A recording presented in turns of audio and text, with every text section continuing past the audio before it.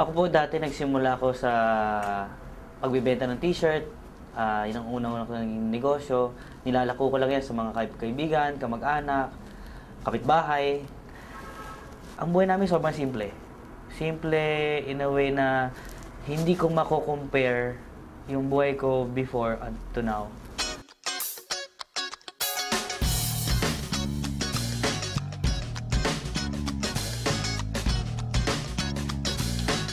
Hindi ko in-imagine na dadating sa punto na ganito kalaki pala yung pinag-uusapan namin dati. Nagsimula lang sa isang table, na lilima lang kami, I think 6 lang kami, na yayaman kami.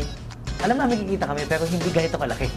Dito na, nakukuha ko yung mga pangarap ko, dahan-dahan, yung mga sasakyan na dating laguan lang, dati litrato lang, dati pinupuntahan ko lang sa mga bahay-bahay ng mga kaibigan ko, tinitingnan ko. Lahat yun nagkaroon ako sa V-Mobile.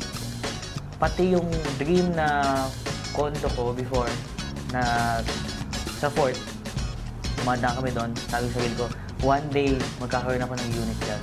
With V-Mobile, nagkaroon ako ng unit.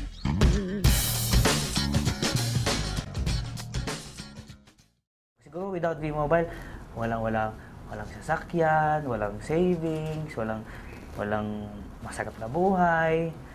Alam mo, maganda talaga dito, more than the money that we earn. I have time for my family, I have time for my daughter, I have time for my wife. Natuto ako sa buhay nung pumasok ako dito. Experience. Iba-ibang tao nakakausap. May mayayaman, may mahihirap. Madami kang matututunan sa kanila. At ang dami ko naging kaibigan. Alam mo, number one, madami nagsasabi sa akin, si Peewee kasi, kaya naman kasi malaki kinikita niya kasi siya yung 01, siya yung sa taas. Alam mo, all I can say, hindi po posisyon ang nagpapayaman sa tao. Number one, attitude. Work hard and always believe in yourself. Be positive. Always be happy. Pinakamagandang i-invite mo talaga dito sa business natin, family muna. Kasi ngayon, my brother, my sister, my mother, lahat po ng pamilya ko nandito na. Tita ko, pinsa ko, lahat. Yung sapatos na suot mo bago pumasok ng V-Mobile, always remember that shoes. Huwag makakalimutan.